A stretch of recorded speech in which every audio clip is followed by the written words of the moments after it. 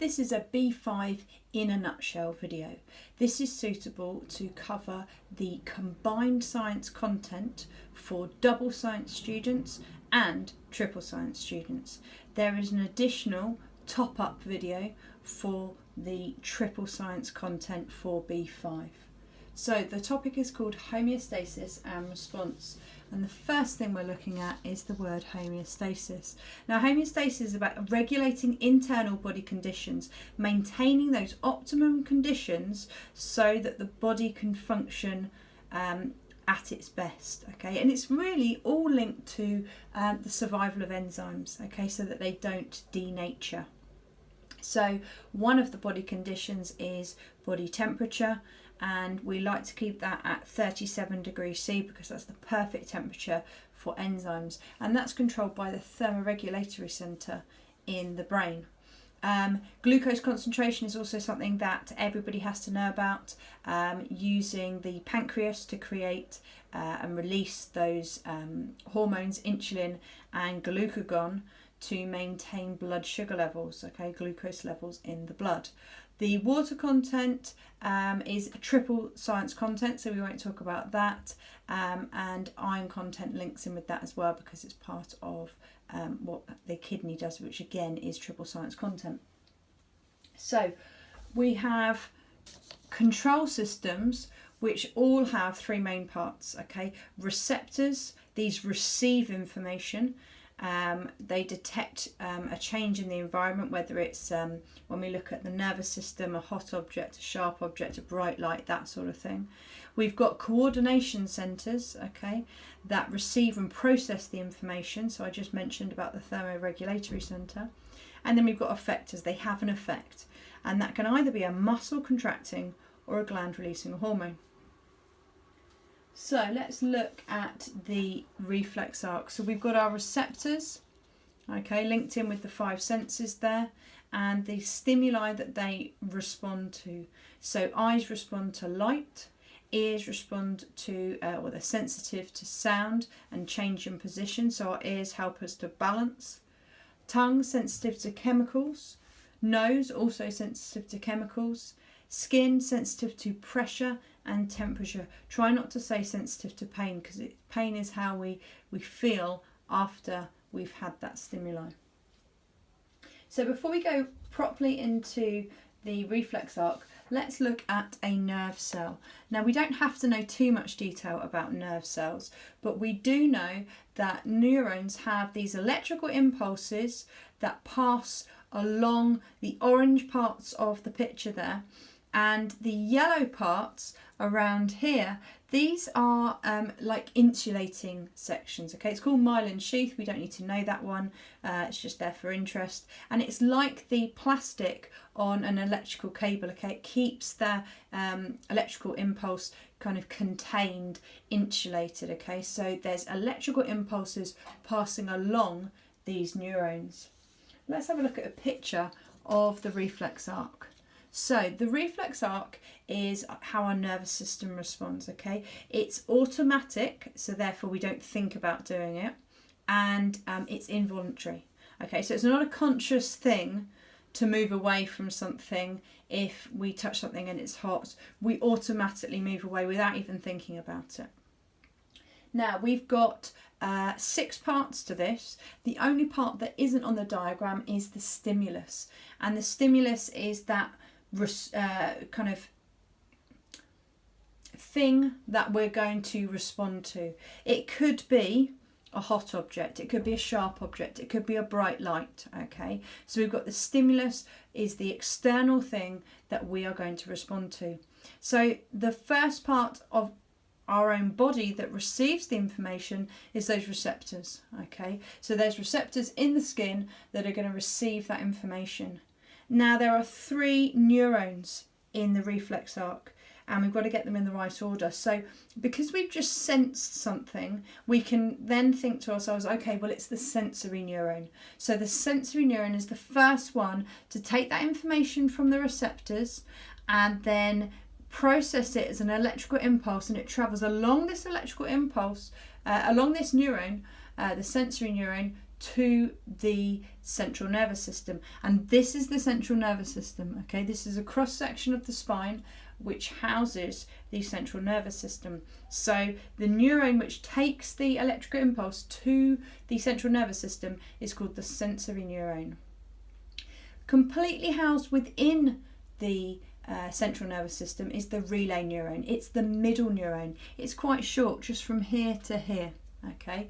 And if we think of it in a relay race, we've got the baton that we pass from one to another. Hopefully that will help us to remember it's in the middle. Now there's one more neuron. It takes the electrical impulse away from the central nervous system, and it's called the motor neuron. And here it is. It's coming away from the central nervous system and going towards this muscle, okay?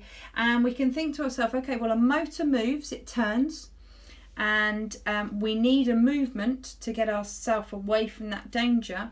So the motor neuron moves, the helps to link, to move that muscle away from the danger. Now muscles can only do two things. They can relax and they can contract.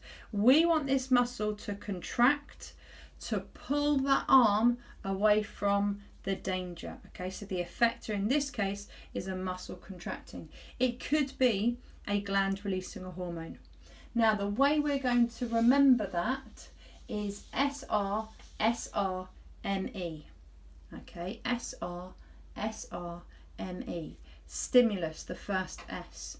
Receptor, the first R. Sensory neuron, the second S. Relay neuron, the second R. And then motor neuron, the M, and effector E. SR-SR-ME. Now, between these neurons, we've got these things called synapses, okay? And a synapse is a gap between two neurons, okay? The neuron can't go on forever, okay? So we have to join those neurons together at these synapses. And so it is literally, here is the end of a neuron, here is the beginning of a new neuron, and this gap in between is the synapse. So we've got this electrical impulse coming through the neuron.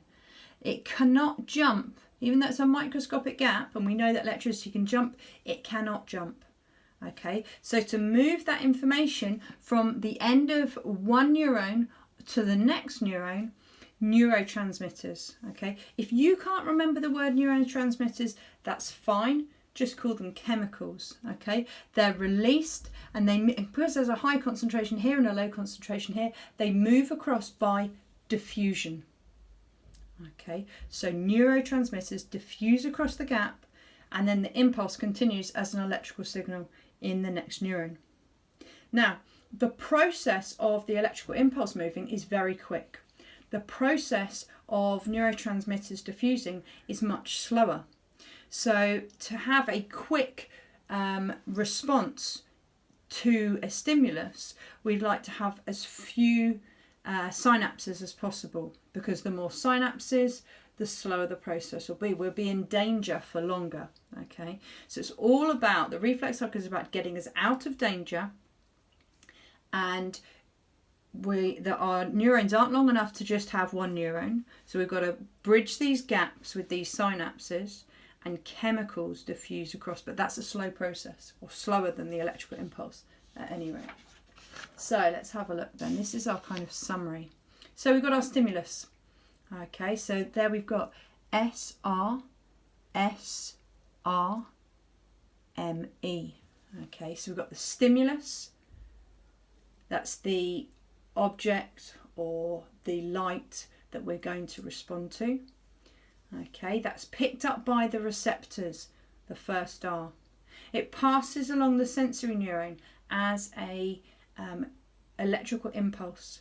And then between the sensory neuron and the relay neuron, there's a synapse, and those neurotransmitters diffuse across. Once in the relay neuron, there's more electrical impulses, and that's completely housed within the central nervous system, the CNS. And then we've got another synapse between the relay and the motor. Same thing happening, neurotransmitters diffusing across that gap. And then we have the motor neuron. And the motor neuron we remember because motors move, and they're going to cause our arm to move. Okay, so again, electrical impulses through that motor neuron connected to the effector, which has an effect.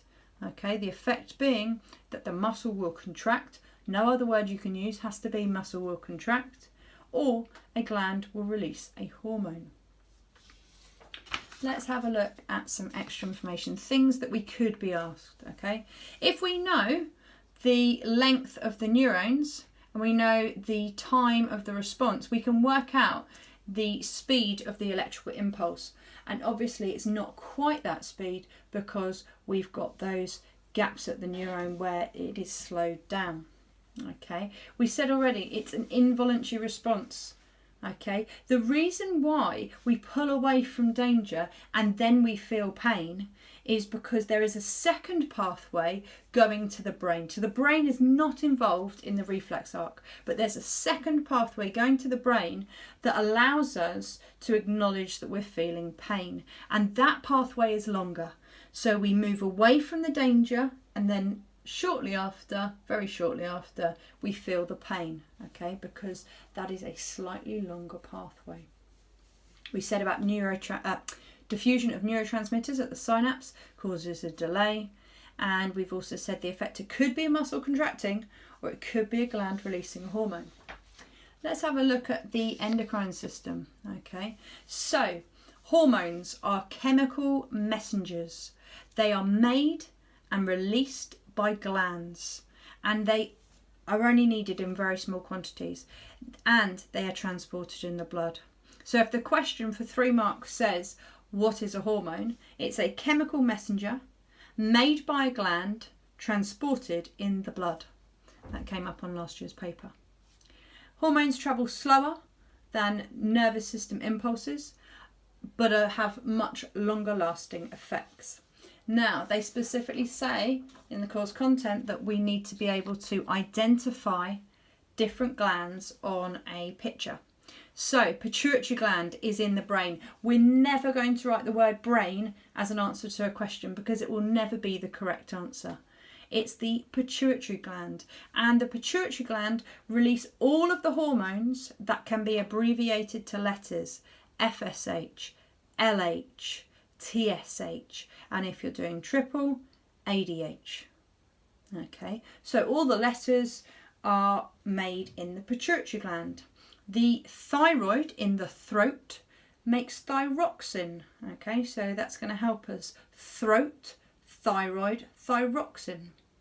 The pancreas, as well as making the enzymes which you talked about in paper 1, make insulin and glucagon, which are involved in glucose concentrations in the blood, and we'll come back to that. Now, the kidneys are part of the renal system, and you can see there the adrenal glands have been added on to the renal system. So that's how we're going to remember that. It's like they're added to the renal system, adrenal glands, and that they release adrenaline. Ovaries, only found in women, release estrogen and progesterone. Progesterone only if an egg is fertilised. And the testes release testosterone, only found in males. Let's have a look at blood glucose concentration. Now this goes back to homeostasis, okay? This is about maintaining those body conditions. So we've got kind of a 6-mark answer here set up. We've got a 3-mark answer here and a 3-mark answer here. So if we need blood sugar levels to be maintained in the blood, we need that kind of balance for homeostasis. Now, if there is too much sugar in the blood, it can cause water to move out of the cells close by, and that will cause them to shrink. They won't function properly, okay, and they'll move by osmosis. If there is more sugar in the cells than there is in the blood, then water will be stripped from the blood and the cells will swell. So we need to get that constant, correct, optimum concentration of glucose in the blood in order to function as best as we can and to achieve that homeostasis. So if blood sugar level is too high, this is our situation where we've had lots and lots of sugary things, okay? If we're writing this as a 6-mark answer, we're going to use a subheading saying blood sugar level too high. The pancreas releases insulin. So the pancreas is the gland and it releases insulin, which is the hormone. And what that does is it takes some of that glucose from the blood and it converts it into glycogen. Now, in this paper, there are 3 spellings that we have to get right. There's meiosis, coming up in a different topic. There's glycogen and there's glucagon. We must get our spellings exactly spot on in order to get the marks. Okay, so some of that glucose is converted to glycogen. Think of it as being generated. Okay, the glycogen was generated, and that glycogen is then stored in the liver. Everything that's written in red is useful to get those 3 marks for when the blood sugar level is too high. So the insulin is released from the pancreas. It converts some of the glucose to glycogen, and that's stored in the liver. And then the blood sugar level is back where it should be, and we call that negative feedback. We've had a negative situation. We've given some feedback about the situation and we've rectified the situation. So if blood sugar level is too low, okay, we haven't got enough sugar, not enough glucose in the blood, we take some of that glycogen out of storage and convert it back to glucose to go into the blood. And that's achieved by the pancreas releasing another hormone called glucagon. And we're going to remember this because the glucose has all gone. Okay, so the pancreas this time releases glucagon. Got to get your spelling right. It takes some of that stored glycogen from the liver, converts it back to glucose, and then importantly, we must say that glucose goes back into the blood. Again, red words will get you those 3 marks. Let's have a look at diabetes. So, 2 types of diabetes. Type 1. Type 1 is the type of diabetes that we are born with. Okay, and this is where the pancreas fails to produce sufficient insulin. Okay, look at all of the bold words there, the key points. So type 1, the pancreas fails to produce enough insulin.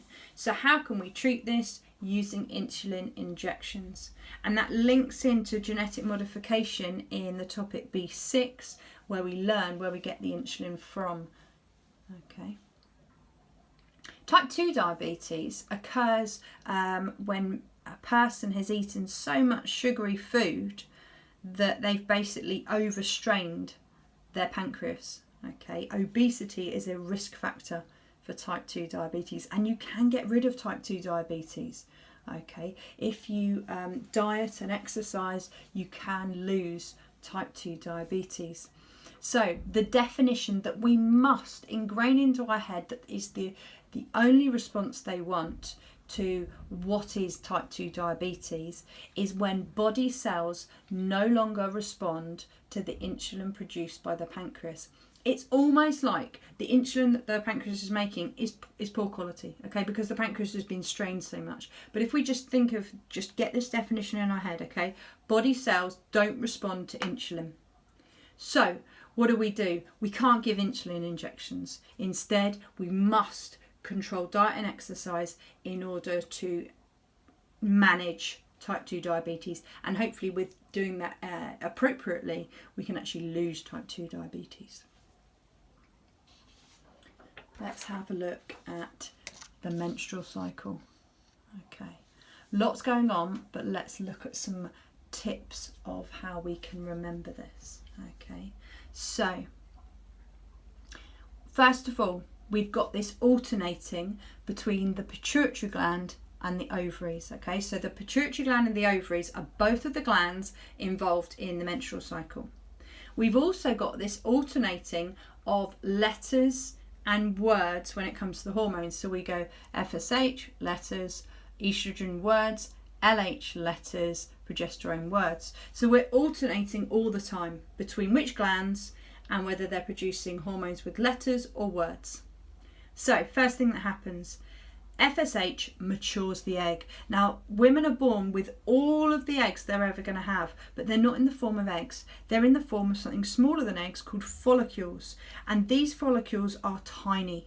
And every month, the FSH which is called follicle stimulating hormone, helps you, but you don't need to remember it, matures one of those follicles into an egg. So we're just going to say FSH matures the egg.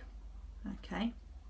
Now we've got a mature egg. We need to create a nice condition for that egg to go in, and it's going to be stored here in the uterus. Okay, so we need to prepare the uterus. So the ovaries release estrogen, which prepares the lining. So FSH matures the egg, estrogen prepares the lining. Once it's prepared, we need to release the egg. Okay, now releasing the egg is like leaving home. So the hormone that does that is LH, leaving home. Okay, released by the pituitary gland. So we had pituitary gland, ovaries, we're back to pituitary gland. Okay, releases LH, luteinizing hormone, but you don't need to know that, which is releasing the egg, leaving home. Now at this point, if the egg does not get fertilized, the cycle begins again. If it does get fertilized, we've then got the ovaries releasing progesterone, which maintains the lining. Okay, if that egg isn't fertilized, this lining of the uterus will break down, which we know as menstruation, a period, but the progesterone will leave it there, it will maintain the lining. Okay, so when someone's pregnant, they don't have any periods, and maintaining that lining allows the embryo to develop and grow. Okay, so FSH matures the egg, estrogen prepares the lining, LH releases the egg, progesterone maintains the lining. Okay, start with the pituitary gland, back to the ovaries, pituitary gland, back to the ovaries. If you're doing higher paper, you need to know these two extra arrows up here. Okay, when that estrogen prepared the lining, it also sent another signal to the pituitary gland that says, okay, we've matured an egg, please don't mature anymore, stop the FSH. Okay, and it did the same thing when the progesterone maintains the lining. It also sends another signal back up to the pituitary gland and says, okay, we've got a mature egg, it's growing inside the uterus, stop FSH. We don't want any more eggs matured, we just want this one to grow in this environment. Okay, so higher paper, you need to also know estrogen and progesterone, so the word hormones, also stop FSH production. FSH matures the egg, estrogen prepares the lining, LH releases the egg, progesterone maintains the lining. Contraception. This comes straight from the course content. The first two are hormonal methods of contraception, and then the last 5 are non-hormonal methods of contraception, and they may ask you to use those words hormonal and non-hormonal. So oral contraceptives, we would know this as the pill. If we can try and write it as oral contraceptive, that would be better than saying the pill. And they contain the hormones estrogen and progesterone that both stop FSH production. So if there's no FSH produced, then no eggs will mature. Now, the thing with the contraceptive pill is that it must be taken at the correct time each day. So some people find that difficult to remember to do, and they would have the same hormones but either in an injection regularly taken by the doctor, an implant which goes into the skin and slow releases the hormones, or a skin patch which works in a similar way. Then we go on to our non-hormonal methods. We've got barrier methods such as the condom, the female condom, which is the diaphragm, not used much anymore, but it's basically like a cap that goes inside just by the entrance to the uterus, the cervix just here, and it stops the sperm from meeting the egg. Interuterine devices, we would call that the coil. This kind of fools the body into thinking that there is already a fertilized egg implanted into the uterus wall. It's implanted into the wall and it prevents implantation of an embryo. Spermicidal agents, okay, these may be found on the condom or can be found as agents on their own, and these will destroy sperm on contact. Abstaining from intercourse when the egg may be in the oviduct. Now, this is not a good method of contraception, okay, because it's never truly 100% that we know when that egg is or is not in the oviduct, okay? So this one is going to be one that you are going to negatively criticise. This could be an evaluate question. Evaluate questions are where we look at the pros and cons of different situations. And then surgical methods, these are more permanent, okay? So vasectomy in a male, where the sperm can no longer come out, therefore it will never meet the egg. Okay, so we've got some higher tier only now, which is looking at fertility treatments. Okay, so fertility treatment could be that the woman is not producing the FSH or not producing the LH. So literally she'll go to the fertility clinic and they will provide some of those hormones, and then for whatever reason that she's not making the FSH, she can now mature some eggs and then she just gets pregnant normally. Okay, it could be that she's got lots of mature eggs but they're not being released, they're not leaving home, and therefore she will just have an LH injection to release the egg and then become pregnant naturally. It could be that she needs to go to the extent of having in vitro fertilization, IVF. Okay, now IVF is letters and it uses the hormones that are letters FSH and LH. Okay, and those eggs are collected, so mature lots of eggs, collect those eggs, fertilize them in the laboratory in a petri dish, and then when they develop into embryos, 1 or 2 are inserted back into the woman's uterus. Okay, so IVF is letters, it uses the letters hormones. The contraceptive pill was a word and it uses the word hormones, the estrogen and the progesterone. Okay, another section of higher content only. Okay, so why would someone use IVF? It could be that the male has low sperm count or the woman has damaged fallopian tubes. Okay, so sometimes we have ciliated cells in the oviducts, in the fallopian tubes, and they move the egg from the ovaries to the uterus. And if those are damaged, then the egg might not get to the uterus, and if it develops in that oviduct, it can cause the oviduct to burst, and then it's not able to be repaired. So someone in that situation may well use IVF. Now, IVF is very emotionally and physically stressful. Okay, the success results are slim, and therefore it can be a very stressful process if you are unsuccessful. Now, IVF can lead to multiple births. Now, multiple births, it is nothing to do with population or overpopulation, or they might only want one baby. Multiple births is more risky for both the mother and the babies, okay? So we say that we try and avoid multiple births purely for that safety issue, okay? Using the word risky is perfect in the exam.